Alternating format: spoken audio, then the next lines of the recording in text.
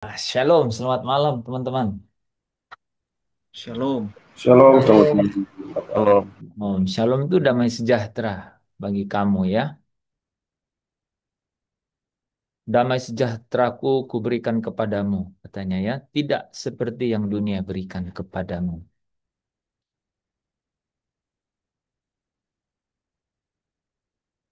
Damai sejahtera itu membuat kita nggak gentar.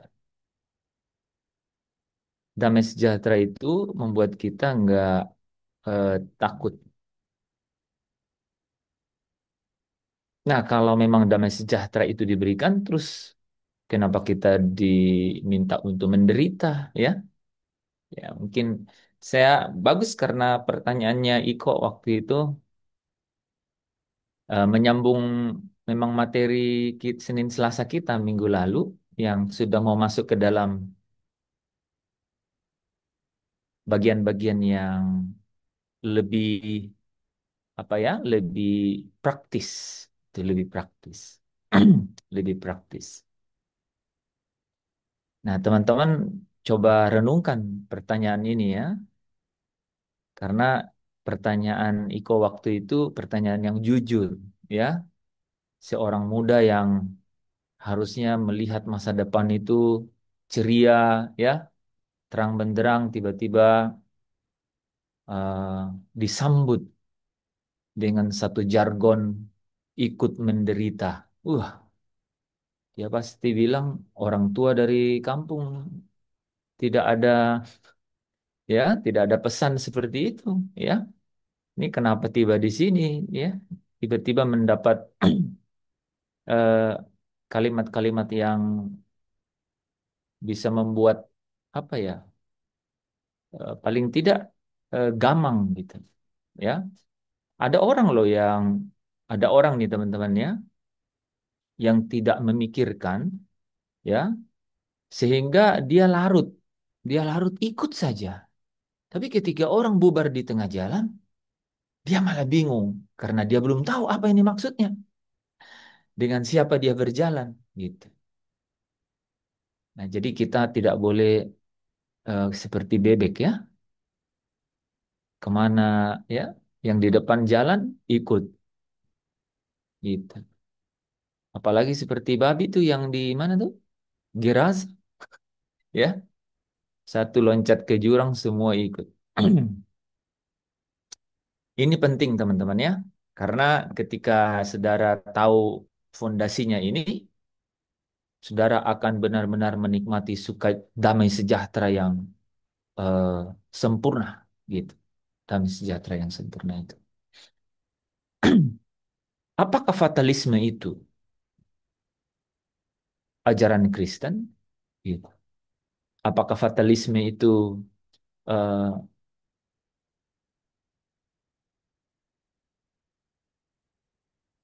ada di dalam Alkitab? Gitu. By the way, fatalisme itu apa teman-teman? Fatalisme itu adalah, iya, eh, ini saya harus, ini filosofi teologis. Ini filosofi teologis. Teman-teman udah pernah dengar Pak Joni Kilapong toh? Pasti udah kenyang dengan teriakan kan? Hah? Beliau paham sekali ini cara menjawab pertanyaan seperti itu. Gitu. Bukan hanya paham menjawab, tapi kehidupannya adalah jawaban. Banyak orang yang bisa jawab ya dengan mulut, tapi kehidupannya bukanlah jawaban terhadap pertanyaan itu.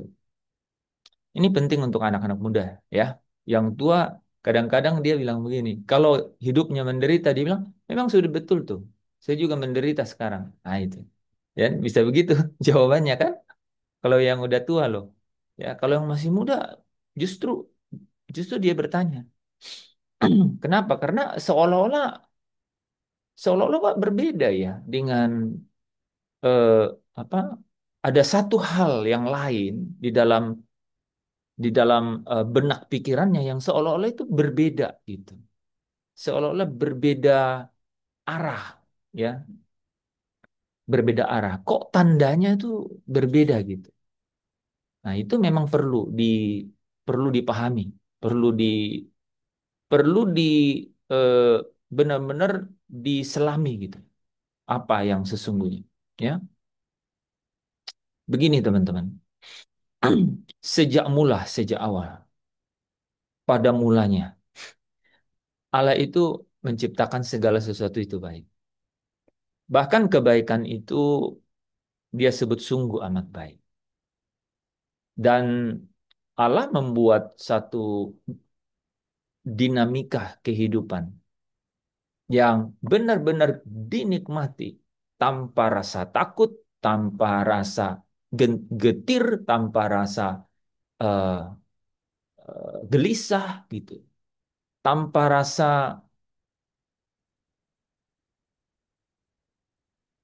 kesendirian, tanpa rasa loneliness, ya. Kalau ketakutan kita sering, kekhawatiran juga sering, kegetiran sering. Saudara jangan sampai tidak sense, tidak peka yang namanya loneliness, kesendirian. Itu menarik. Nanti bagian-bagian akhir kita sentuh itu. Atau kalau nggak sempat besok. Pertanyaannya kapan iblis datang pada Yesus? Nanti kita lihat. Kapan iblis datang sama Petrus? Kapan iblis membisiki sesuatu di telinganya Yudas? Itu terjadi dalam hidup kita setiap hari. Itu realitas. Gitu. Itu realitas. Nah, saudara,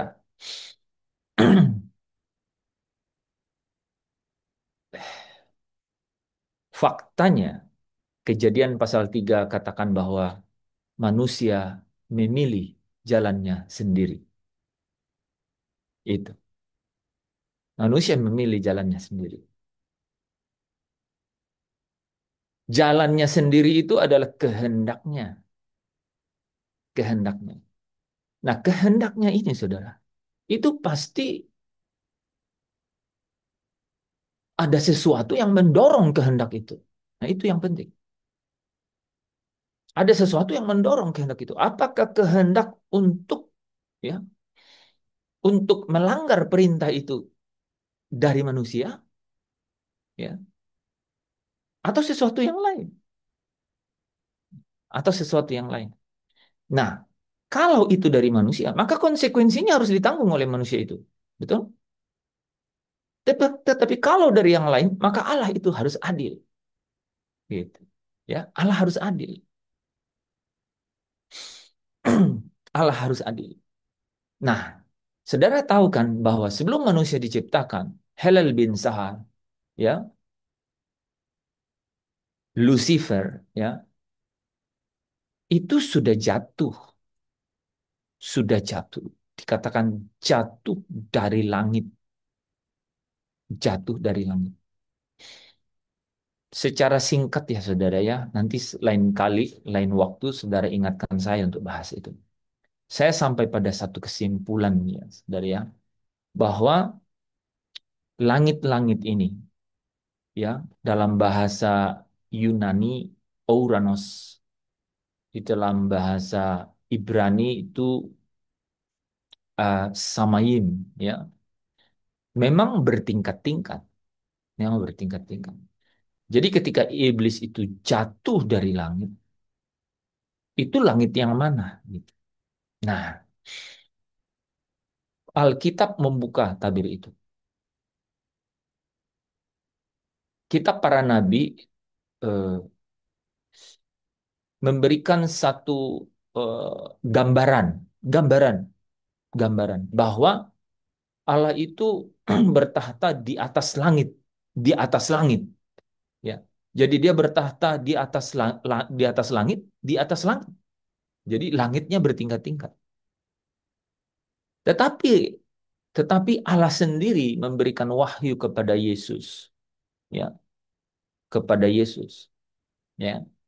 Dan kemudian eh, dan kemudian eh, Yesus eh, mewahyukan kepada hamba-hambanya dan dituliskan itu oleh Rasul Yohanes. Nah, Di sana, di sana menarik. Eh, Rasul Yohanes melihat satu kota yang turun dari langit. Satu kota yang turun dari langit, dari surga. Turun dari langit, dari surga. Wahyu pasal 21 ayat yang kedua. Nah, ya. Sementara, nih saudara ya, sementara Rasul Yohanes juga melihat, ya, melihat ada jiwa-jiwa yang ada di bawah tahta. Wahyu pasal 6 ayat 9, Wahyu pasal 20 ayat yang keempat. Nah, jiwa-jiwa ini, saudara, kita bisa identifikasi. Karena Wahyu pasal 14 ayat 13 katakan, berbahagialah orang yang mati di dalam Tuhan. Sungguh kata roh, karena mereka akan beristirahat dari jerih lelah mereka dan perbuatan mereka akan menyertainya. Berarti orang yang mati di dalam Tuhan ini, dengan kata lain jiwa-jiwanya, ini sedang beristirahat. Dan artinya dia sedang mendapatkan penghiburan. Nah, Lukas pasal 16, waktu Lazarus meninggal, itu malaikat jemput, datang menjemput, dan membawa dia ke pangkuan Abraham. Di sana dikatakan dia menerima penghiburannya. Gitu. Artinya satu tempat di mana menikmati satu peristirahatan. Dari beberapa ayat itu, saudara, kita bisa simpulkan bahwa mereka ini di tempat nyaman, beristirahat, memperoleh penghiburannya. Nah, Rasul Paulus pernah, ya, Rasul Paulus pernah sadar atau tidak sadar di dalam tubuh atau di luar tubuh 14 tahun yang lalu katanya begitu ya. Dia dibawa ke satu tempat. Dikatakan bahwa dia dibawa ke tingkat 3 langit, ya, tingkat 3 surga, tingkat 3 Oranos. Dan dia sebut, oh tempat itu Firdaus.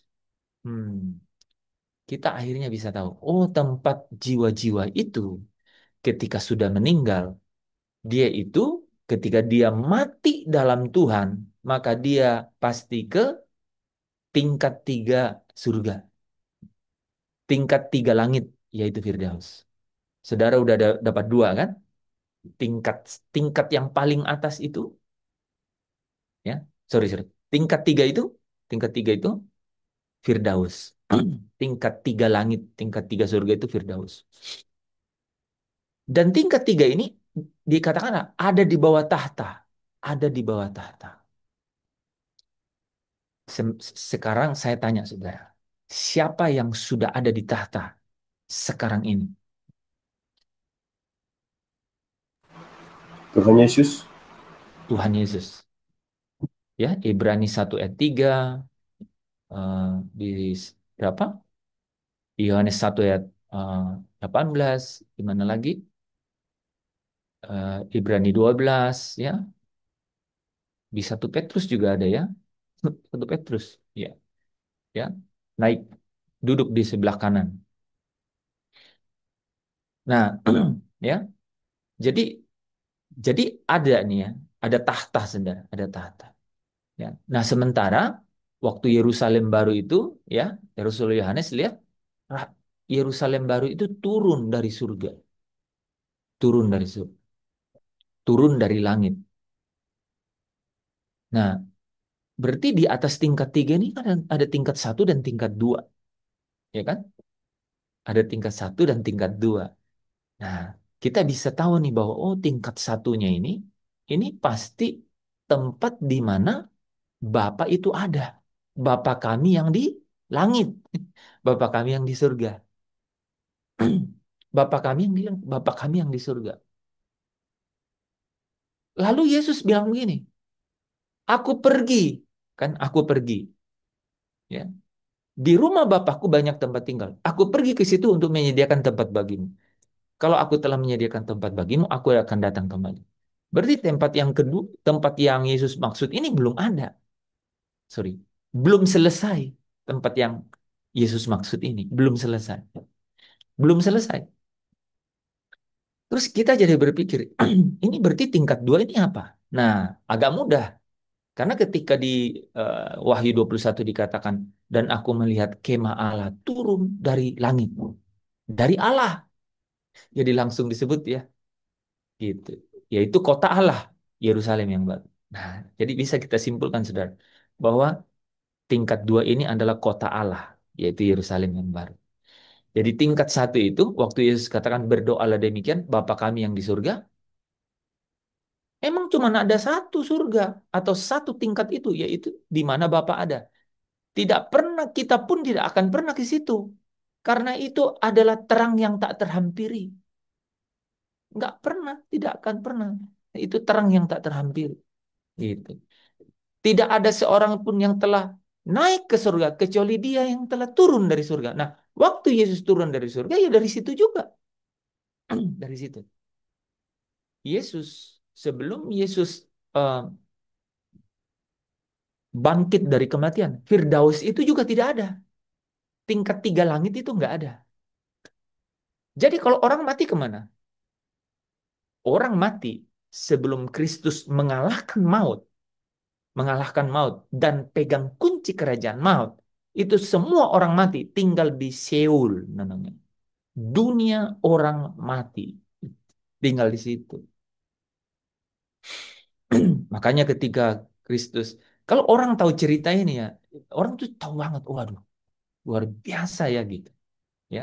Bagaimana bagaimana Yesus datang, nah, artinya gitu, dia mengerti bahwa kedatangan Kristus itu bukan bukan cuma, aduh, tidak ada apa-apanya tuh lahir di Bethlehem gitu ya, Natalan itu. Harusnya Paskah gitu yang jadi benar-benar, atau bahkan bukan Paskah. Harusnya hari kebangkitan gitu ya, tapi itu satu paket yang mungkin malah yang ya itu mungkin ya yang benar-benar lebih lebih apa lebih eksklusif gitu ya. Karena bayangkan tatanan dunia roh berubah. Tiba-tiba muncul yang namanya tingkat tiga surga, terbentuk gitu. Tingkat tiga surga itu. Dan terbentuk pertamanya itu loh ya. Aku berkata kepadamu sesungguhnya hari ini apa? Sesungguhnya hari ini juga ya engkau bersama aku di dalam Firdaus. Gitu loh ya. Itu menarik loh teman-teman ya. Nah, itu kebentuk yang kebentuk ya. Nah, jadi waktu Yesus mengajar baru mengajar kan, baru mengajar 3,5 tahun di bumi itu. Dia berdoa dan demikian Bapa kami yang di surga. Itu surga yang terang yang tak terhampiri. Bapa duduk di sana. Ya, Bapa bertahta di sana. Gitu. Terang yang tak terhampiri. Nah, satu hari nanti tingkat dua itu jadi. Satu hari nanti. Coba saudara baca Kolose pasal 1 ayat yang ke-16.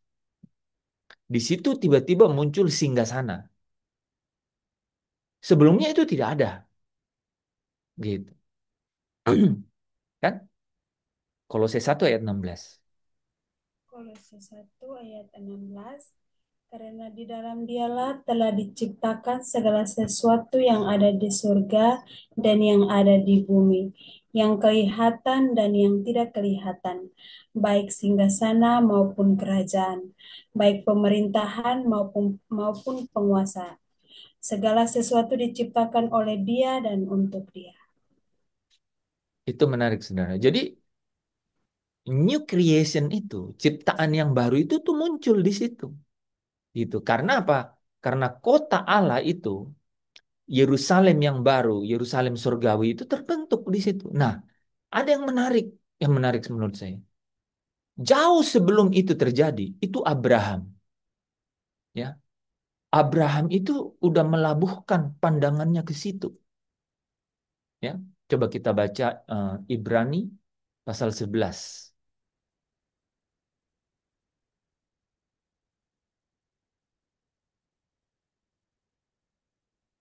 ayat 13 sampai 16. Ibrani 11 ayat 13 sampai 16. Dalam iman mereka semua ini telah mati sebagai orang-orang yang tidak memperoleh apa yang dijanjikan itu, tetapi yang hanya dari jauh melihatnya dan melambai-lambai kepadanya, dan yang mengakui bahwa mereka adalah orang asing dan pendatang di bumi ini. Sebab mereka yang berkata demikian menyatakan bahwa mereka dengan rindu mencari suatu tanah air. Dan kalau sekiranya dalam hal itu mereka ingat akan tanah asal yang telah mereka tinggalkan, maka mereka cukup mempunyai kesempatan untuk pulang ke situ. Tetapi sekarang mereka merindukan tanah air yang lebih baik, yaitu satu tanah air surgawi. Sebab itu Allah tidak malu disebut Allah mereka, karena Ia telah mempersiapkan sebuah kota bagi mereka. Amin. Ingat itu teman-teman ya. Di sini bukan rumahku, hanya sementara.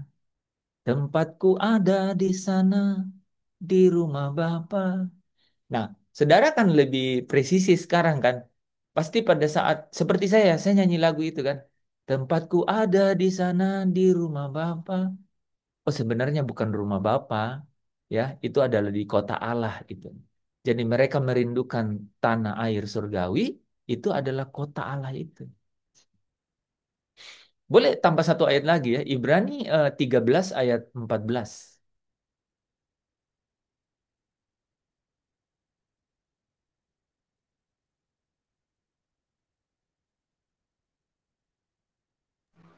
Ibrani 13 ayat 14.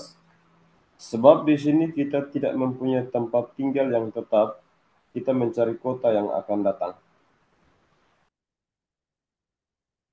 Itu ya.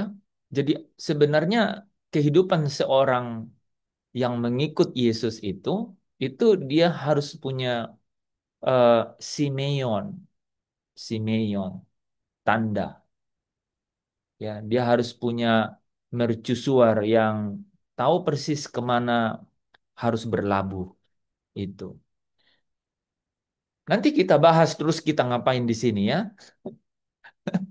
Kan kalau kita ngomong kayak gini ya, mungkin teman-teman yang sudah terbiasa itu kalau ya nggak tahu mungkin Pak Joni yang saya pernah dengar ya kalau di Jakarta ya pasti dia akan selalu mengarahkan ke sana ke sana. Ku mau di sana gitu ya. Ya, tidak di sini ya, tidak di sini. Ini sementara akan berlalu lenyap gitu. Itu harus benar-benar selalu tuh setiap hari setiap bangun pagi kasih tahu tatap cermin lihat wajahmu bilang di sini bukan rumahmu. Nanti Pak Tadus kecil yang di belakang bilang, "Oh, kan ini rumahmu." Bukan ini bukan rumahmu bilangin Pak Tadus kecil di belakang, ini rumahmu gitu. Itu. Jadi apa?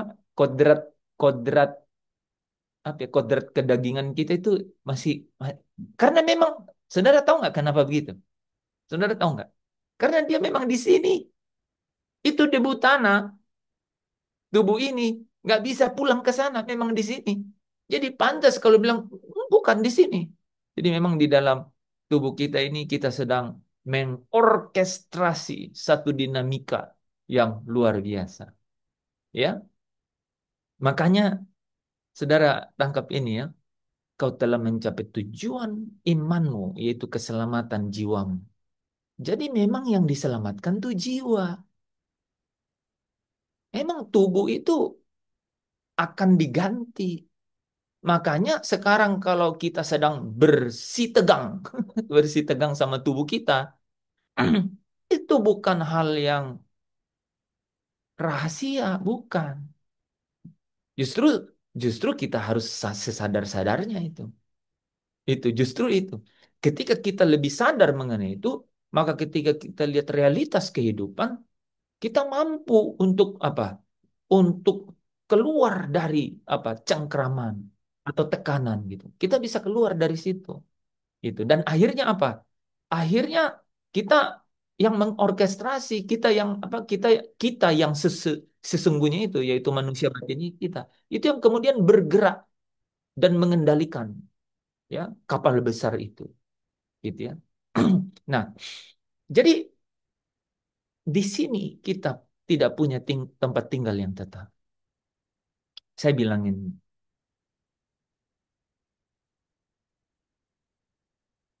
teman saya bilangin ya, bahwa semua orang di bumi ini tuh ngontrak.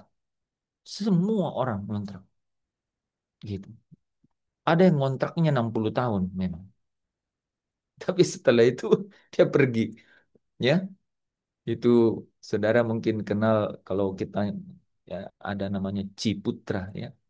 Dulu waktu masih hidup ya sering sama saya. Tapi ketika kontraknya habis, saudara, tidak ada bedanya. Tidak ada bedanya. Saudara pernah habis kontrak nggak di satu tempat gitu? Misalnya ngontrak di saat kuliah. Pak Tadus pernah? Pernah kan? Iya, pernah Pak, kalau habis masa kontrak kira-kira bagaimana cerita? menyimpan untuk pulang. Ya, itu semua berkas-berkas semua, semua masukin. Kita kadang-kadang Pak, Bu, 2 hari saya ada ini 2 hari. Aduh, besok sudah ada yang mau masuk. Ya, segenting itu kita disuruh pergi, saudara ya. Ini lebih sadis, hitungannya detik, ya. Kadang-kadang oksigen mau dibeli nggak bisa, alat udah bilang udah, udah nggak bisa, pergi, pergi, eh, pergi. Di sini bukan tempatmu lagi kan?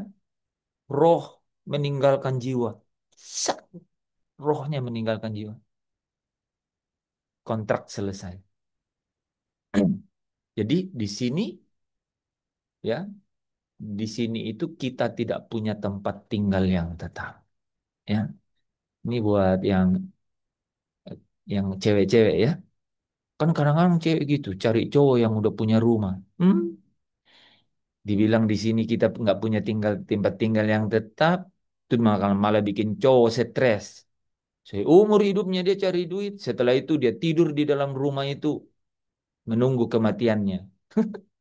Apa nggak sadis itu kehidupan begitu? Ya? Nah, itu kenapa?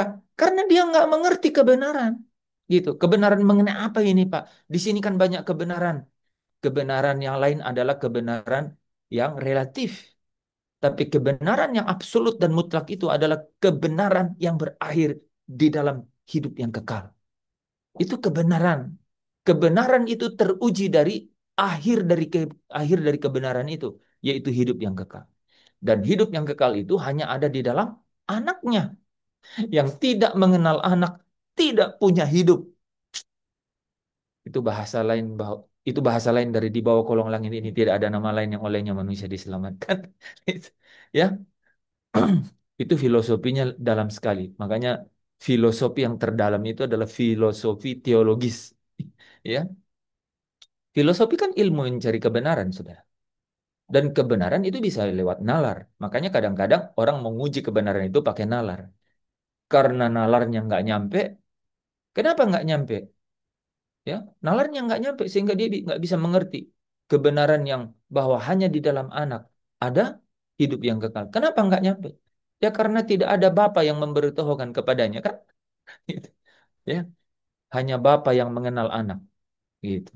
Jadi orang kalau tidak dituntun oleh bapa kepada anak tidak bisa ketemu anak. Wah, ya, itu Yohanes 6 ya, 40 berapa? 44 dan 65. Orang yang nggak dibawa oleh Bapa ketemu anak tidak bisa kenal anak karena hanya Bapa yang kenal anak gitu. Ya, oke. Nah, nah itu pengenalan. Tetapi lebih dari itu adalah lebih dari itu adalah eh, orang kan harus dibawa untuk ketemu Bapa.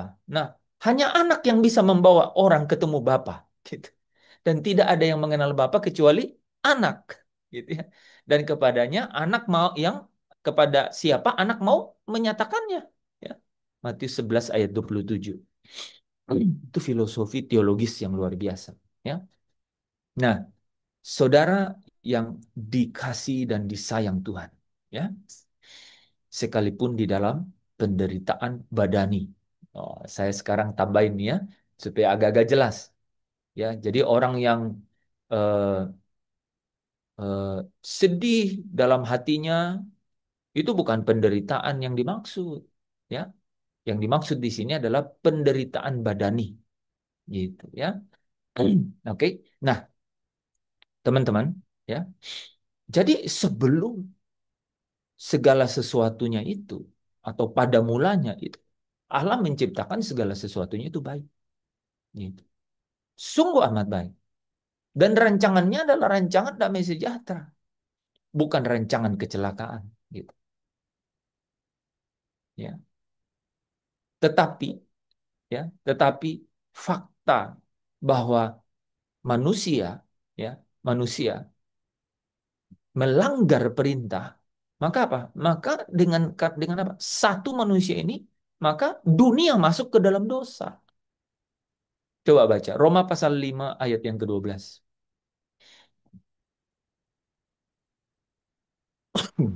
Roma pasal 5 ayat 12. Sebab itu sama seperti dosa telah masuk ke dalam dunia oleh satu orang, dan oleh dosa itu juga maut. Demikianlah maut itu telah menjalar kepada semua orang, karena semua orang telah berbuat dosa. Hmm. Jadi segala sesuatunya ini, ya, itu menjalar kepada umat manusia itu, ya. Jadi kejatuhan itu, dosa itu kemudian menjalar. Dikatakan yang menjalar itu apa? Maut, ya. Demikianlah maut itu telah menjalar kepada semua orang karena semua orang telah berbuat dosa. Jadi yang menjalar itu bukan dosa, saudara. Ingat ya, yang menjalar itu akibat dosa. Hmm. Ya, maut yang menjalar. Jadi apa? Semua orang harus mati, gitu. Karena akibat daripada daripada dosa itu, ya. Nah, ya. Jadi ketika eh, eh, tadi iblis jatuh dari langit itu, ya, sebelum manusia ada, ya, iblis dikatakan jatuh dari langit. Ini langit pertama loh, saudara. Langit tingkat pertama. Coba baca Ayub pasal 1 ayat 2.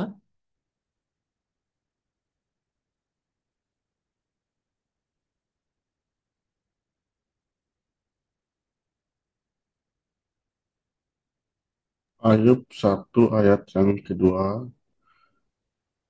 Ia mendapat 7 anak laki-laki dan 3 anak perempuan. Bentar, bentar. Ayub 2 ayat 1. Ayub 2 Dua ayat. ayat yang ke-1. Iya. Pada suatu hari datanglah anak-anak Allah menghadap Tuhan, dan di antara mereka datang juga iblis untuk menghadap Tuhan. Ayat Ayub 1 ayat 6.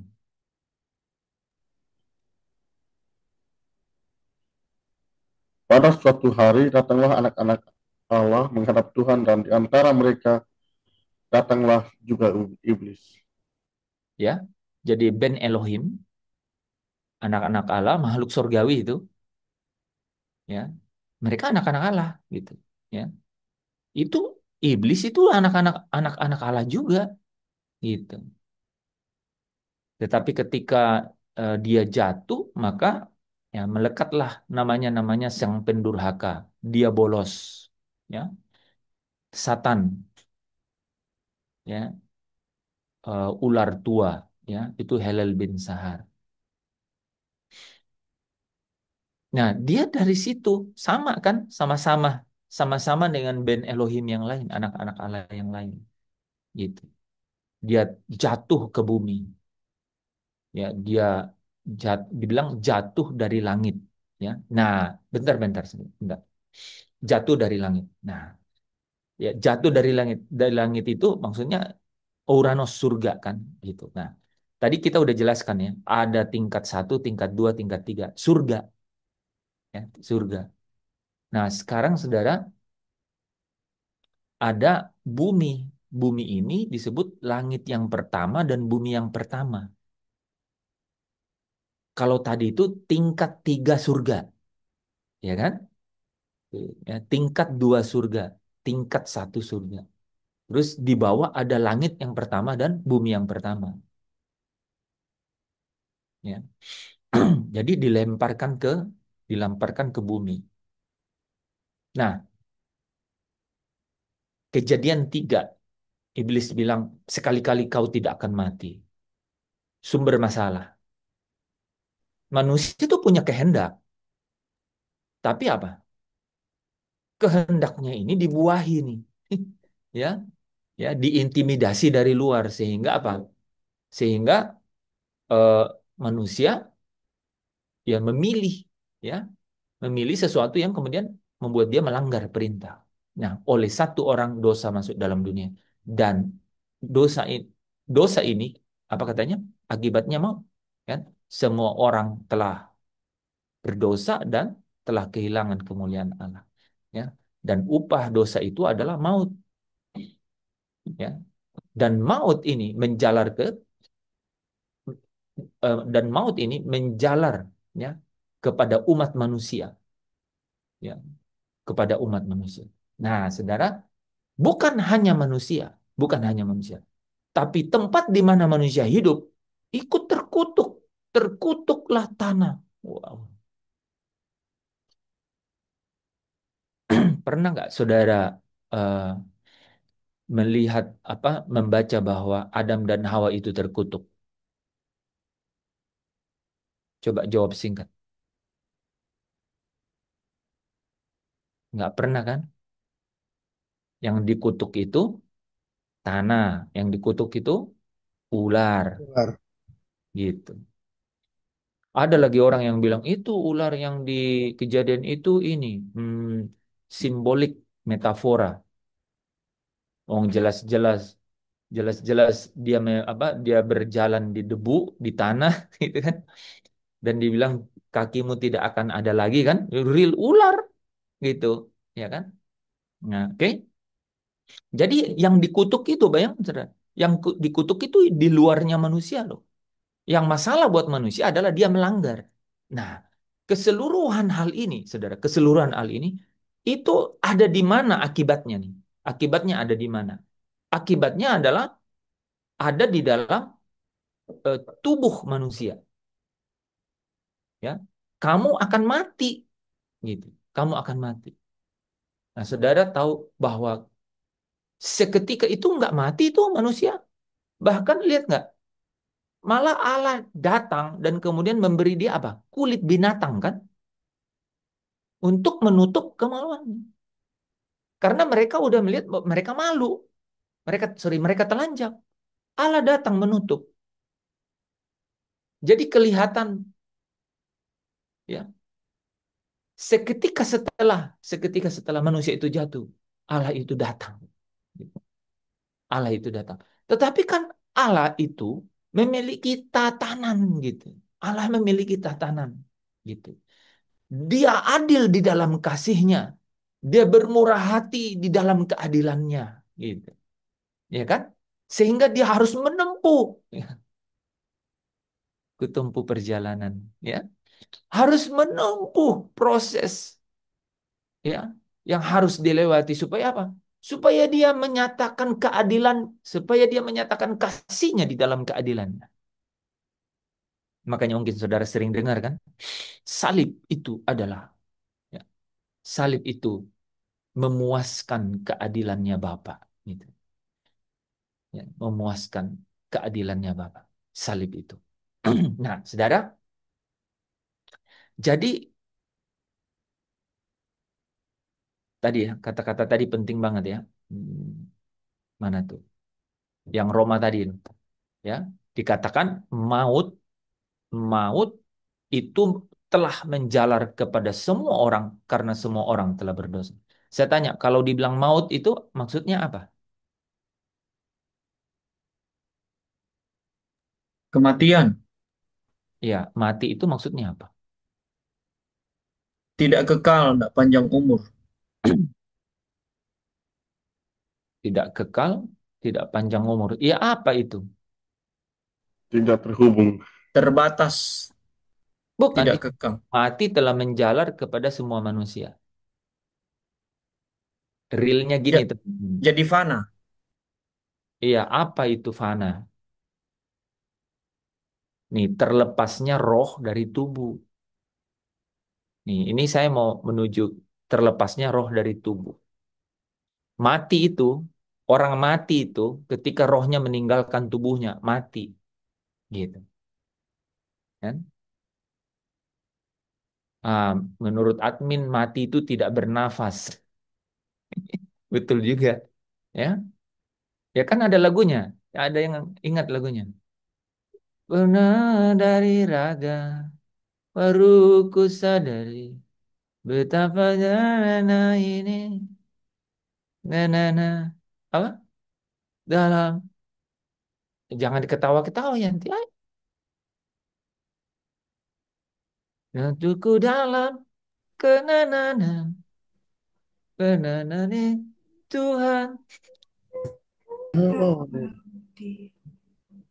Kebawa diriku dalam kehinaan.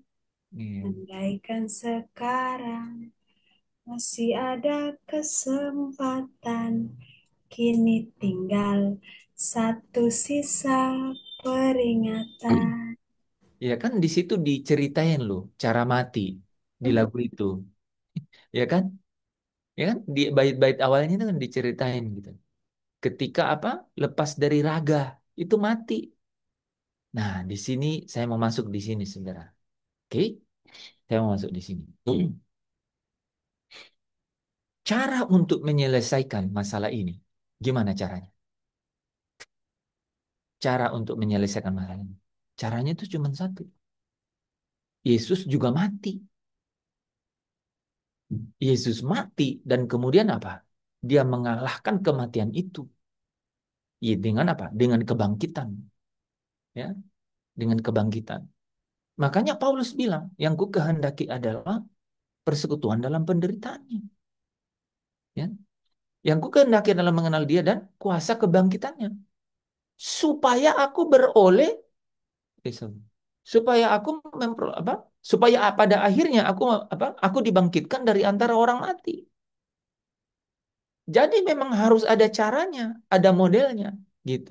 Nah, satu-satunya cara untuk saya ulang saudara ya, supaya saudara ikut ini. Jadi karena maut menjalar kepada seluruh umat manusia, maut ini artinya terlepasnya roh dari raga, gitu. Ya, roh dari raga. Ya. Kalau tidak ada model yang diselesaikan oleh Kristus, maka selama-lamanya roh orang itu terlepas dari raganya. Gitu. Tidak akan pernah. Tidak Kalau terlepas dari raga, tidak hidup dong. mati. Kan terbukti hidup orang. Mungkin bahasanya mungkin harus di ini ya. Bukan. Memang ini yang mau dijelaskan bahwa akhirnya akhirnya mati itu memang harus terjadi. Yaitu terlepasnya raga dari roh dari raga gitu. Kan mati. Masa? Loh, kan kan kalau orang mati rohnya pergi dari tubuhnya gitu. Ya kan? Itu orang mati kan? Mungkin terputus kali dengan Allah ya. Artinya, Bukan yang mati, orang mati. Orang mati gimana? ya terpisah dari Allah maksudnya. Bukan orang mati, orang Oh mati. ya, kalau mati memang rohnya, Orang mati gitu. iya. Ya orang mati itu rohnya pergi dari tubuhnya, mati. Artinya tidak bernafas. Gitu. Itu nggak ada jawabannya. Gimana caranya untuk menyatukan tuh roh sama tubuh lagi? Nggak ada jawabannya. Gitu. Nggak ada jawabannya. Kecuali apa? Kecuali Kristus yang melakukan itu. Kristus yang kemudian masuk ke dalam tubuh. Roma 8 ayat 3. Allah mengutus anaknya ke dalam daging. Ke dalam daging. Gitu. Supaya apa? Supaya yang namanya mati itu, ya, yaitu roh keluar dari tubuh itu, kan sebelum ini saudara bayangkan ya. Bagaimana itu dibentuk? Kan caranya dibentuk kan nismat hayim, ya, neshama itu, ya, ditiupkan ke dalam tanah liat, gitu, ya, ke dalam tanah liat. Terbentuklah yang namanya roh ada di dalam tubuh, gitu. Roh ada di dalam tubuh. Ketika roh dan tubuh ini, ketika roh ini mendiami tubuh, maka jiwa itu muncul. Kemudian jiwa ini berkembang. Makanya orang nggak ada yang langsung pintar, gitu. Karena jiwanya berkembang. Nggak ada orang yang tiba-tiba tahu yang namanya etika, gitu. Nggak ada. Anak kecil baru lahir, dia pukul tuh muka mamanya kan? Ya. Kalau gede dia masih pukul muka mamanya, etikanya nggak berkembang, gitu kan? Jiwanya nggak berkembang. Tuh. Roh masuk dalam jiwa. Ini sama, sama nih teman. Orang hamil nih, oh sorry, sigot membuahi embrio, embrio ya, embrio itu muncul, ya, embrio muncul, itu tuh sama tuh. Nefes itu masuk di dalam daging, itu muncul tuh yang namanya satu embrio, kan? Satu embrio. Belum tahu yang namanya sopan, enggak.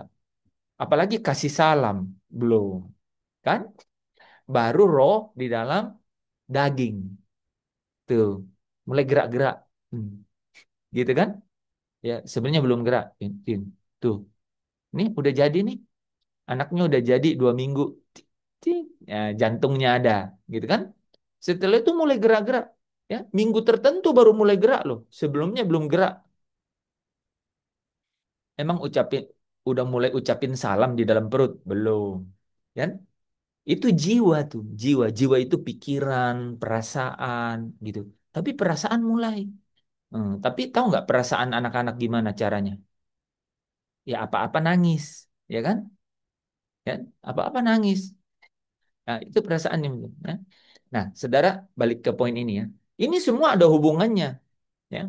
Ini saudara kalau ngerti ini baru mengerti, oh, penderitaan. Ini harus ngerti sini. Jadi baru ngerti, harus dijalani gitu. Yang mananya yang harus dijalani nih? Jadi harus benar-benar ngerti yang namanya roh, jiwa, dan tubuh. Mati, mati itu terlepas roh dari tubuh. Roh dan jiwanya pergi gitu ke satu tempat, tempat di mana seharusnya dia berlabuh. Orang yang mati dalam Tuhan, roh dan jiwanya Firdaus. Tapi orang yang tidak mati dalam Tuhan, itu roh dan jiwanya ke Hades. Hades ya, Lukas 16 ya. Gitu. Langsung ke Hades roh dan jiwanya itu. Nah, Saudara, kita lanjut ya. Jadi, realitas kehidupan bahwa dunia yang tadinya sungguh amat baik sudah jatuh ke dalam kutub. Kalau dia udah jatuh dalam kutub, waduh, katanya apa? Semak duri dan rumput duri yang akan dihasilkannya bagimu. Gitu. Supaya tahu tuh firmannya ngomong gitu. Rumput duri dan semak duri. Gitu. Rumput duri itu kalau kau ke situ pasti ketancap, pasti ketusuk. Kalau semak duri itu kamu pasti terjerat di dalamnya. Gitu. Yang dihasilkannya bagimu. Apa nggak menderita itu? Cukup menderita nggak kalau masuk ke rumput duri sama semak duri, Yanti? Hah, mau? Nah, menderita. Itu keadaannya. Jadi yang saya mau jelaskan ini, saudara, adalah things around you. Things around you. Everything around you itu pre-divine. Sudah terdefinisi sebelum kau lahir di dunia ini bahwa rumput duri dan semak duri yang dihasilkannya bagimu. Gitu. Di awal memang begitu kehidupannya. Ini kan ada orang yang tidak bisa kan menerima realitas itu. Emang itu keadaannya. Gitu. Ya. Makanya saudara, tahu nggak sakit penyakit itu dari mana? Kan sakit penyakit itu dari mana, saudara? Itu dari semua proses gitu. Yang sebenarnya dunia ini ya eh, sedemikian rupa sehingga ya tercipta yang namanya virus, bakteri gitu. Itu semua ekosistem dunia gitu. Nah, saudara mau tahu akhir dari cerita itu? Mau tahu? Atau saya kasih tahu? Pas dunia yang pertama dan langit yang pertama dan bumi yang pertama, ya, langit yang pertama dan bumi yang pertama. Saudara tahu LB3 kan? Hmm? Ya. Saudara kalau tahu LB3, saudara harus tahu bahwa sebelumnya ada langit pertama dan bumi yang pertama. Kenapa diciptakan? Kenapa harus berlalu ini dan harus diciptakan langit yang baru dan langit baru dan bumi yang baru? Kenapa? Karena tidak bisa dipertahankan. Sudah jatuh di bawah kutuk. Yang dihasilkannya bagimu adalah semak duri dan rumput duri. Itu. Nggak mungkin Tuhan, nggak mungkin Tuhan gitu ya, tanpa alasan. Kan? Itu orang harus nalar itu. Kenapa ya jadi langit yang baru dan bumi yang baru? Padahal kan langit yang pertama, bumi yang pertama kan dibilang sungguh amat baik. Gitu. Oke? Nah, itu jatuh dalam apa? Jatuh dalam kutuk gitu. Yang dihasilkannya bagimu rumput duri dan semak duri. Gitu. Nah, satu. Yang kedua, di dalam manusia yang tinggal apa, saudara? Yang tinggal apa? Di dalam manusia. Saudara tahu nggak?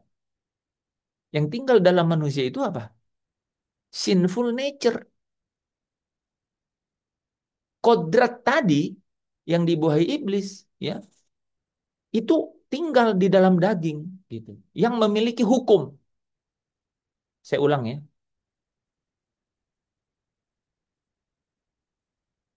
Keinginan itu, ya, yang tadi dibuahi iblis itu tinggal dalam daging. Ada hukumnya. Hukumnya apa, saudara? Saudara tahu nggak? Hukumnya keinginan daging yang ada dalam diri kita. Di Roma 8 ayat 7. Tidak tunduk kepada hukum Allah. Roma 8 ayat 7. Tadi selesai dulu ya. Apa yang ada di sekeliling saudara? Nah, makanya begini kan. Di sini kita tidak punya tempat tinggal yang tetap. Oke, dua alasan paling nggak sebelum kita meninggalkan topik itu. Satu, langit baru dan bumi yang baru ada. Artinya apa? Memang langit yang pertama dan bumi yang pertama ini punya problem. Setuju dulu nggak? Setuju ya? Gitu. Nggak mungkin Allah. Ya, Yesaya 65 itu memang sudah dinubuatkan langit yang baru dan bumi yang baru. Gitu. Pertama, ya. Yang kedua, apa tadi yang kedua ya? Jadi saya lupa. Hmm? Sinfulness. Belum. Nah, tadi yang kedua yang dibaca Iko tadi, kan? Ya, Abraham yang dipanggil, Abraham itu bilang di sini kita tidak punya tempat tinggal yang tetap. Jadi dari sisi Allah, dia udah rancang langit baru, bumi baru. Dan manusia yang kepadanya dia menaruh belas kasihan, itu diberi sesuatu dalam hatinya. Bahwa di sini kita nggak punya tempat tinggal yang tetap. Kita sedang mencari satu tanah air surgawi, kota Allah. Jadi bayangkan nggak itu? Itu Roh Kudus belum tinggal loh di dalam manusia. Kemah suci saja belum ada. Kemah suci saja belum ada. Tapi janji Allah yang diberikan kepada Abraham itu membuat Abraham punya iman. Bapak orang beriman. Kan? Gitu. Bahwa apa? Di sini tidak punya tempat tinggal yang tetap. Ya, dia sedang mencari satu tanah air, yaitu tanah air surgawi, kota Allah, gitu. Dua hal itu ya. Jadi bukti, saudara, bahwa memang rupanya ada sesuatu di luar hidup kita ini yang memang bekerja sedemikian rupa sehingga saudara dan saya menderita. Sedemikian rupa sehingga saudara dan saya itu menderita. Yang kedua, ya, itu yang pertama. Yang kedua apa, saudara? Tubuh ini dari debu tanah, tubuh ini, ya. Di dalamnya tinggal tuh keinginan tuh sinful nature itu. Nah, ada hukumnya. Apa hukumnya tadi, Yanti? Roma 8 ayat yang ketujuh. Sebab keinginan daging adalah perseteruan terhadap Allah. Karena ia tidak takluk kepada hukum Allah, hal ini memang tidak mungkin baginya. Bisa dibayangkan ya. Dia itu ada karena diciptakan. Tapi posisinya dia berseteru. Saudara pernah nggak ketemu teman atau apa ya, keluarga gitu, saudara ayomi gitu, tapi dia lawan saudara. Ini kira-kira kayak gini, ya kan? Gitu. Untungnya Tuhan tuh nggak sakit hati ya. Ini nih kayak gini. Jadi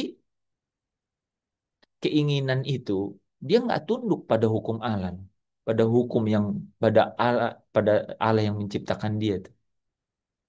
Dan itu memang tidak mungkin baginya, gitu. Nah, makanya apa yang terjadi? Roma 8 ayatnya yang ke-19. Ya. Coba baca 19 sampai 23. Nah, Saudara perhatikan kata-kata ini. Ya, Roma 8 19 sampai 23 itu memberikan kepada kita satu gambaran yang realitas tubuh di balik roh dan jiwa. Silakan. Sebab dengan sangat rindu, seluruh makhluk menantikan saat anak-anak Allah dinyatakan. Oke, berhenti dulu, Pak. Seluruh makhluk loh. Seluruh makhluk merindukan. Jadi cicak, saudara ada cicak di dinding? Ah, dia juga merindukan. Seluruh makhluk merindukan, gitu. Makhluk hidup tuh termasuk tanaman pepaya yang di samping tuh, dia juga merindukan, gitu. Saya nggak tahu kenapa ya, coba ya, renungkan sebentar ya. Tanaman, karena saya suka tanaman, saudara ya. Mungkin dia di langit yang baru, bumi yang baru, dia nggak pernah kering kali. Dan mungkin nggak pernah tua. Jadi kita bisa masak terus. Nggak ada daun singkong yang tua. Ya, kalau gitu-gitu harus berfantasi. Jangan fantasinya yang cuman yang di bumi. Ya, saudara fantasilah di surga kayak gimana nanti. Saudara pasti diajarin kan sama gembala-gembala kan? Punya fantasi nanti di sana. Jadi fantasi kolam renang, tapi di sana. Di sana. Kalau di bumi, saudara bisa gempor.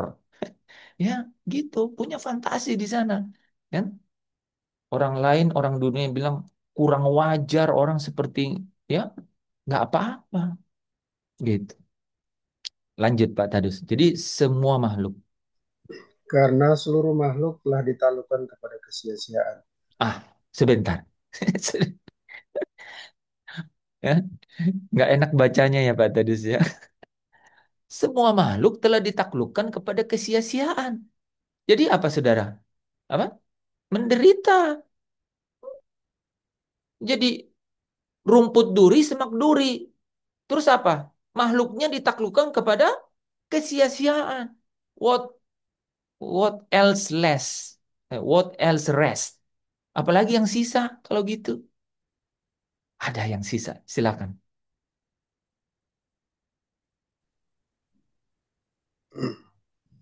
Bukan oleh kehendaknya sendiri, tetapi oleh kehendak Dia yang telah menaklukkannya.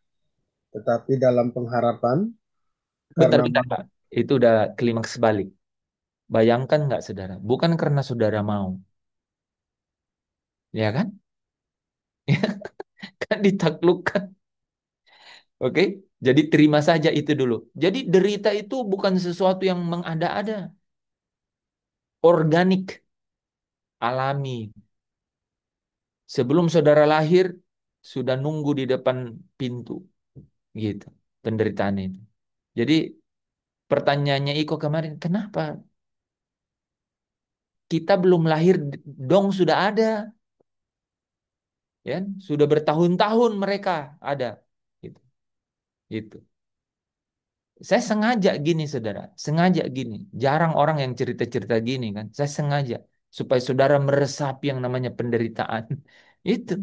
Nanti supaya ngerti bahwa ya, kalau kita mengerti penderitaan yang ditanggung Kristus, wah benar-benar deh ya. Supaya kita beroleh juga kehidupan di dalam kebangkitannya. Gitu kan? Gitu, saudara. Baru tahu sukacita itu letaknya ada di mana.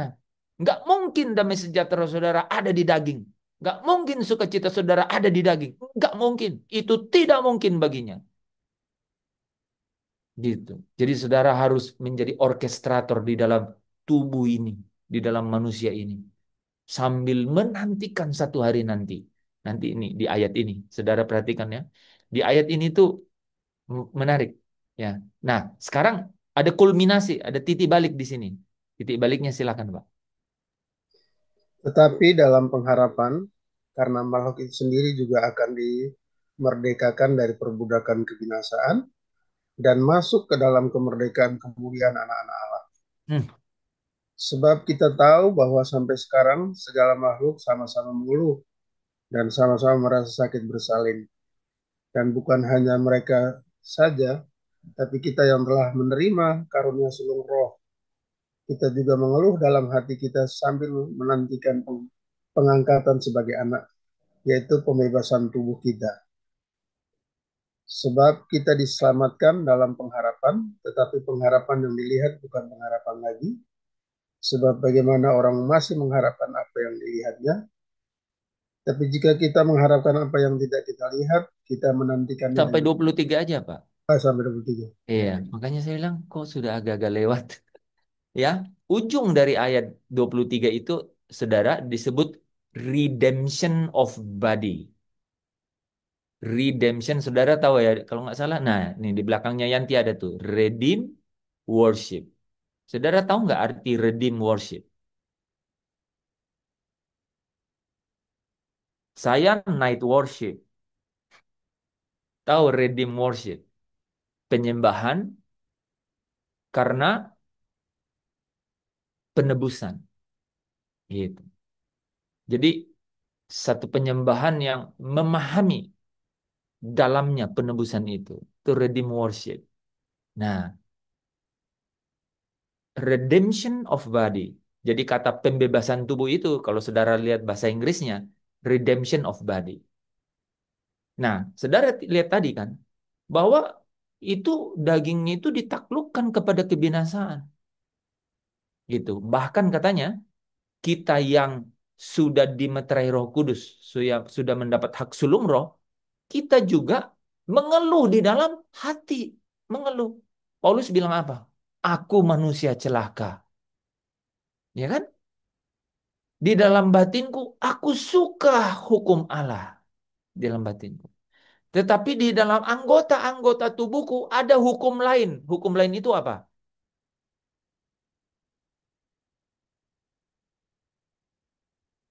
Hukum daging Apa itu? Kodrat dosa. Apa itu? yang menentang akan hukum Ap- Allah. apa itu? Ya, itu. Ya, ayat 7-nya. Hukum apa itu dia bilang hukum lain? Hukum yang tidak tunduk pada hukum Allah. Kan dia bilang di dalam anggota-anggota tubuhku ada hukum lain. Hukum lain ini apa? Dia memang tidak tunduk pada hukum Allah. Dia berseteru dengan Allah. Dan memang itu tidak mungkin baginya, yaitu tidak mungkin tunduk pada hukum Allah. Jadi bayangkan nggak saudara, bayangkan nggak? Matamu itu tidak pernah mau tunduk pada Allah. Jadi kalau kau bawa matamu liar di luar sana, Nggak nggak usah mikir, nggak usah dianalisa macam-macam. Pasti tunduk pada hukum dunia dia. Gitu loh. Nggak mungkin, nggak usah bilang ini mata udah dikuduskan. Nggak ada istilah mata dikuduskan. Itu harus tahu itu. Satu-satunya yang kudus dalam engkau adalah apa? Roh dan jiwamu yang mungkin. Itu penting tuh kita tahu. Supaya apa? Supaya hari-hari kita itu. Makanya gini ya. Kapan Yesus dicobai? Coba jawab dengan dua kata atau tiga kata. Kapan Yesus dicobai? Setelah Setelah dibaptis. berpuasa 40 hari 40 malam. Iko bilang setelah diurapi, Ya, dibaptis. setelah dibaptis. Kapan Yesus dicobai? Ketika dia lapar. Coba baca ayatnya tuh, Matius 4.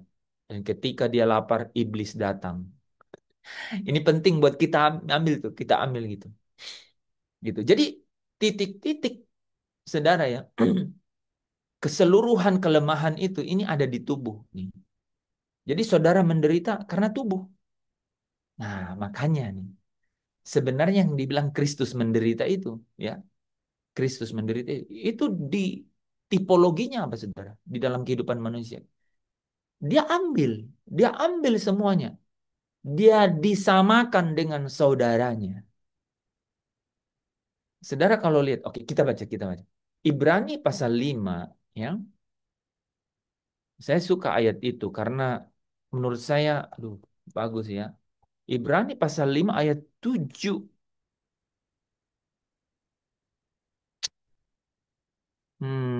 Bukan ya. Bukan, berarti Ibrani pasal, hah?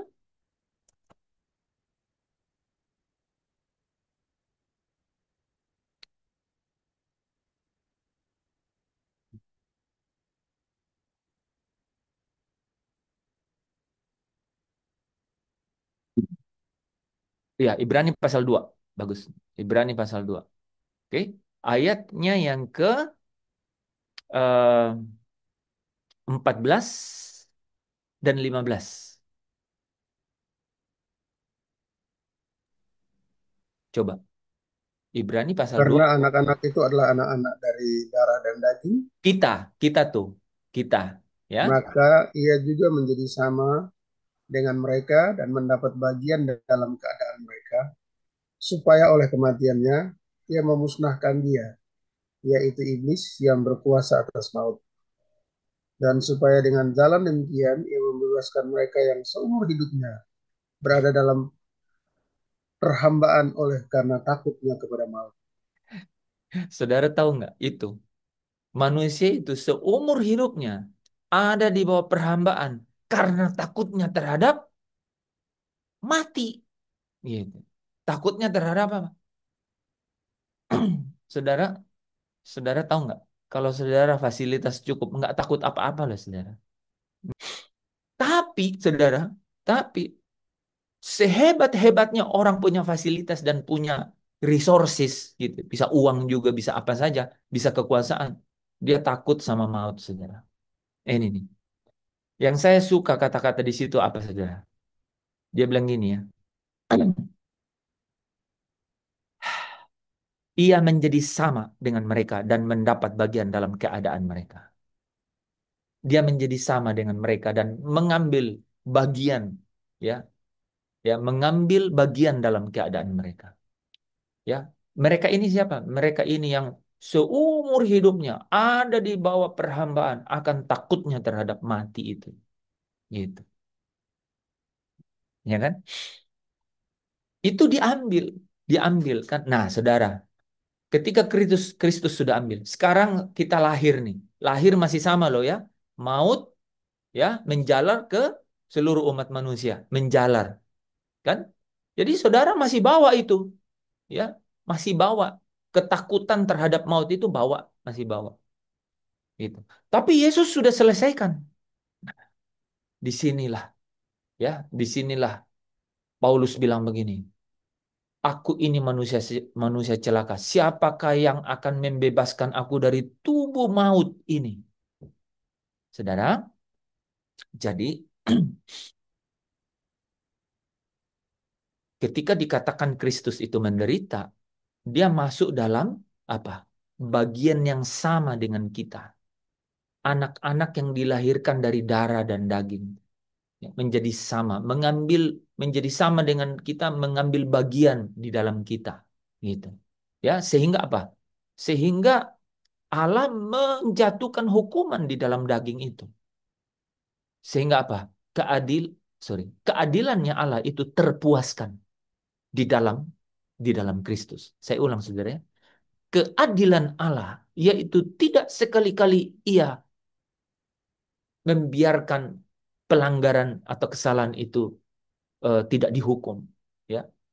Sekali-kali tidak pernah dia membiarkan gitu untuk pelanggaran itu tidak dihukum.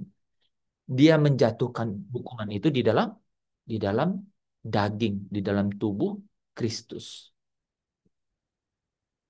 Kristus sudah selesai melakukan itu, tetapi saudara dan saya tetap lahir membawa keadaan itu. Nah, Bapak Ibu Saudara yang dikasih Tuhan ya. Jadi, ketika dikatakan bahwa eh, bagaimana kita harus sebagai orang Kristen itu hidup, itu firman Tuhan memberikan eh, memberikan bagaimana caranya untuk hidup sebagai orang Kristen. Bagaimana caranya hidup sebagai orang Kristen. Nah, kita baca dulu ayatnya. Ini baru ini tuh latar belakangnya Saudara ya. Ini kita masuk sedikit sebelum kita lanjut besoknya. Sat, kita mulai dari 2 Timotius ya. 2 Timotius 2 ayat 1 sampai 4. Coba ada yang siapkan itu. Atau saya supaya agak cepat ya saudara ya. Saya munculkan di layar, saudara yang baca. Karena waktunya, eh, oke.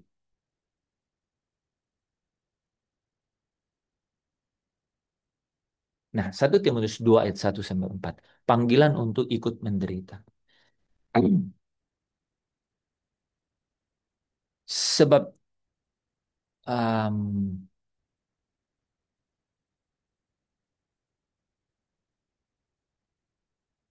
eh, saya mulai dengan ini dulu ya.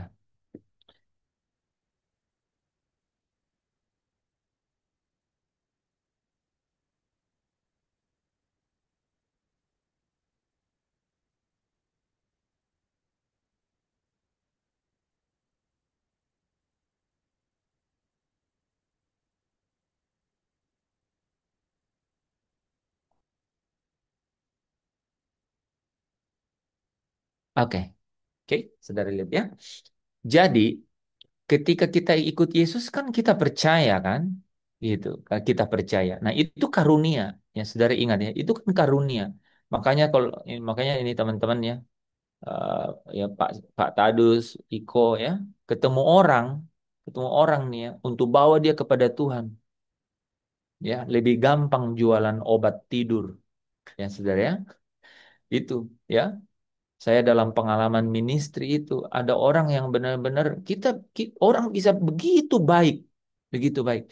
Udah begitu setuju dengan apa yang kita urai, tapi hatinya nggak pernah terbuka.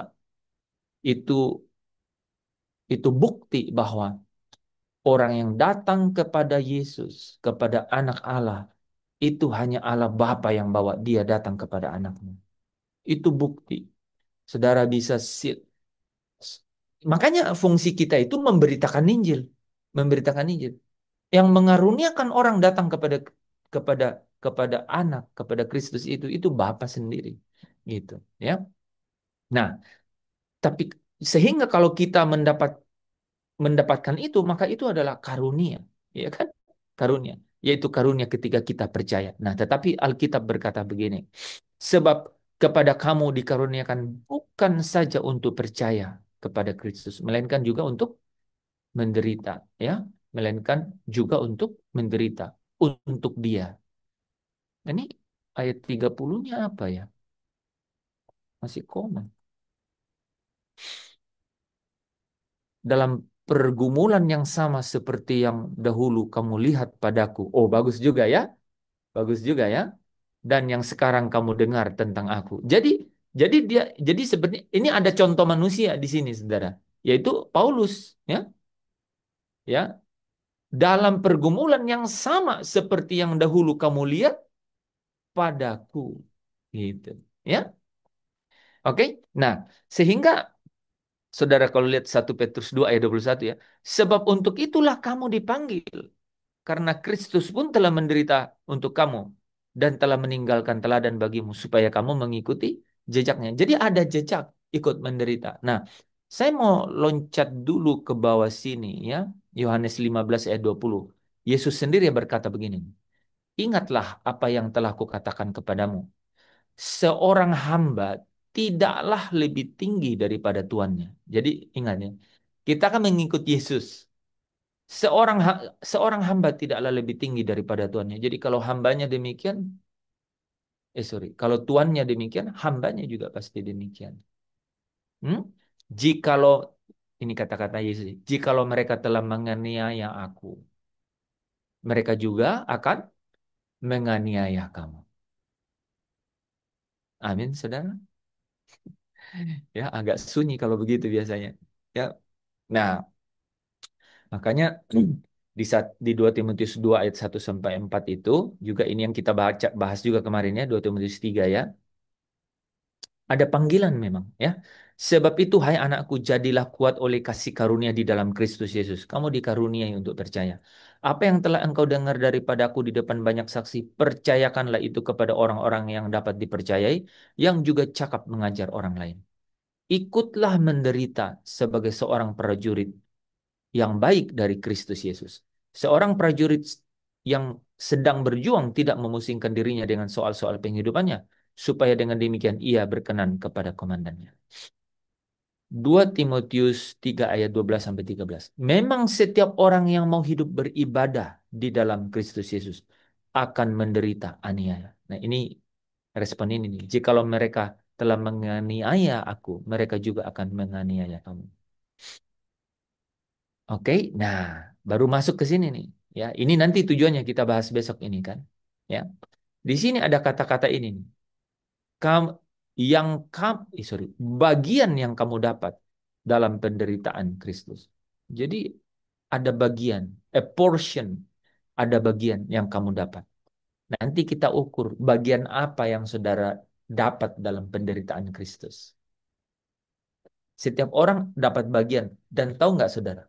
Bagian yang saudara dapat dalam penderitaan Kristus, itu juga bagian yang disediakan buat kamu dimuliakan bersama dengan Kristus. Itu itu apa yang kamu tabur, kamu tuai. Apa yang kamu tabur di dalam persekutuanmu dalam penderitaan. Apa yang kamu tabur di dalam persekutuanmu dengan penderitaan Kristus. Itu yang kamu akan tuai di dalam kemuliaan bersama dengan Kristus. Nah, nanti kita masuk lebih jauh besok di situ ya. Tapi saya simpulkan dulu malam ini ya teman-teman. Jadi, ya, jadi gini. Kita bukan memilih untuk menderita. Ini biar kita jawab pertanyaannya Iko kemarin kan. Kita nggak memilih. Tapi dunia itu udah semak duri dan rumput duri yang dihasilkan. Gitu. Dan bukan hanya itu. Ada keinginan di dalam di dalam anggota tubuh kita yang hukumnya adalah tidak tunduk pada hukum Allah. Bayangkan nggak? Saudara bisa bayangkan nggak? Orang yang, nih saudara ya, jiwa, jiwa yang tidak ikut Yesus, itu tidak menderita, saudara, dengan hal itu. Dia tidak tertekan, nggak tertekan. Karena apa? Karena satu arah kan, satu frekuensi kan, gitu. Ya, tetapi orang yang menerima Yesus, di mana Roh Allah itu berdiam di dalam dirinya, ya, maka yang terjadi adalah apa? Dia suka hukum Allah. Sementara di dalam anggota tubuhnya ada hukum lain. Yang apa katanya? Tidak tunduk pada hukum Allah. Bisa lihat? gitu. Makanya dikatakan di situ ada hukum lain yang berjuang melawan, gitu. Hukum akal budiku, gitu. Ya, jadi penderitaannya di situ merasa tertekan, gitu, saudara. Ya, oke. Nah, jadi eh, Pak, kata Iko kan gini kan, Pak, kan kita anak muda ini pasti secara reaktif, gitu ya, secara responsif gitu, tidak akan menerima itu. Tapi masalahnya itu adalah kenyataan hidup, gitu. Itu adalah kenyataan hidup begitu, ya. Itu Paulus bilang, aku manusia celaka. Makanya kalau saudara baca ayat setelah itu dia bilang gini, itu seperti ada dua manusia dalam Paulus, ya kan? Coba baca ayatnya. Roma 7 ayat berapa tuh? 25 atau 24. Ah, pokoknya ayat terakhir. Ayat 24 kalau nggak salah.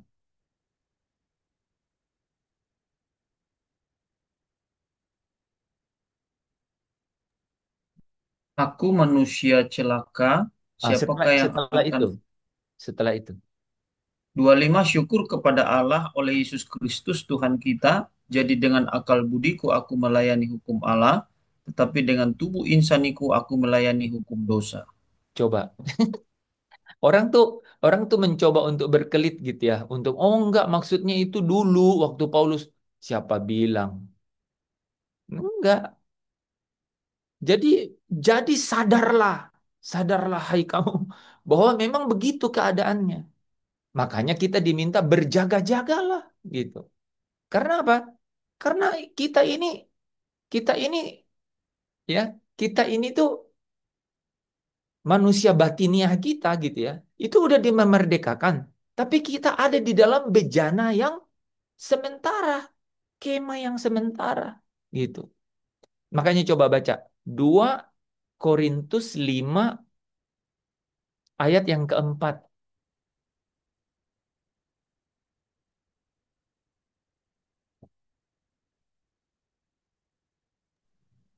Sebab selama masih diam di dalam kemah ini, kita mengeluh oleh beratnya tekanan, karena kita mau mengenakan pakaian yang baru itu tanpa menanggalkan yang lama, supaya yang fana itu ditelan oleh hidup. Ya, jadi karena kita masih ada di dalam kema yang fana ini, kita itu mengalami tekanan gitu, kan?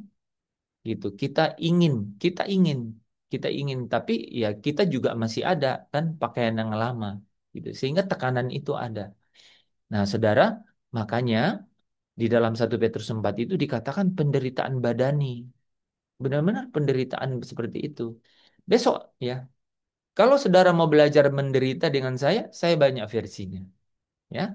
Asal saudara tahan ikut, ya, beneran, ya.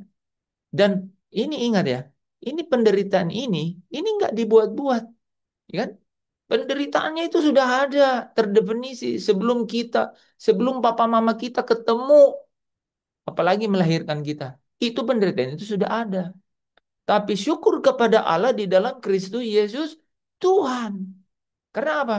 Karena penderitaan itu sudah ditanggung oleh Kristus dan keadilannya Allah yang harus membalas semua pelanggaran-pelanggaran itu terpuaskan di dalam korban Kristus. Dan jadi caranya untuk keluar dari situ hanya satu, hanya satu. Seperti Yesus, seperti Yesus. Jadi harus mengikuti caranya Yesus, teladan dan jejaknya itu. Nah, kita mau belajar di situ. Persekutuan di dalam penderitaannya itu. Apa yang diderita oleh Kristus? Nah, itu baru menjadi penderitaan yang mengerjakan kemuliaan. Jadi, saudara, Pak, kalau begitu penderitaan seperti apa? Iko kemarin tanya itu di session Senin Selasa. Penderitaan yang mengerjakan kemuliaan kekal. Ya, jadi kita terdefinisi dulu. Penderitaan seperti apa yang kita harus masuk ke dalamnya? Penderitaan yang mengerjakan kemuliaan kekal. Nah, seperti apa itu? I'll see you tomorrow. Ya, sudah larut ya. Kita tutup dulu dalam doa ya. Kami tidak henti-hentinya Tuhan mengangkat syukur pujian kami kepadamu. Karena di dalam setiap kebenaran-Mu kami terus menikmati kemerdekaan demi kemerdekaan di dalam manusia batinnya kami. Dan dengan demikianlah kami bisa menikmati sukacita dan damai-Mu itu yang memerintah di dalam hati kami, Tuhan. Itu yang menguasai, itu yang bekerja dari dalam keluar sehingga mentransformasi keseluruhan keberadaan kami. Bapa, kami tahu bahwa kami masih terbatas di dalam tubuh yang sementara ini. Tapi kami percaya bahwa roh-Mu yang ada di dalam kami, roh yang jauh lebih besar dari semua roh yang ada di dalam dunia ini, yang mencoba untuk merongrong intimidasi segala sesuatu yang melekat di dalam tubuh kami ini. Kami percaya Engkau sendiri yang bekerja, meneguhkan, mengokohkan, melengkapi, dan meneguhkan kami sampai akhir. Terima kasih Bapa di dalam Kristus Yesus Tuhan yang telah mengantar kami datang ke tempat kudus ini, ke dalam hadirat-Mu. Kami mengucap syukur untuk semua pengorbanannya, pengorbanan anak tunggal-Mu. Terima kasih Bapa. Kepadamu kami kembalikan hormat pujian, pengagungan kami, ucapan syukur kami untuk kemurahan Tuhan di dalam hidup kami. Kami percaya ketika kami melangkah mengikuti jejak anak tunggal-Mu Kristus Yesus Tuhan, kami percaya hari-hari kami pasti penuh dengan pengharapan, hari depan yang penuh harapan itu. Terima kasih Bapa. Malam telah menyelubungi hidup kami. Kami percaya Engkau tetap sama. Engkau setia dan Engkau akan menuntun kami dari satu kasih karunia kepada kasih karunia yang lain. Dari satu kepenuhan kepada kepenuhan yang lain. Terima kasih Tuhan. Terpujilah Engkau. Di dalam nama Kristus Yesus kami mengucap syukur dan berdoa. Amin.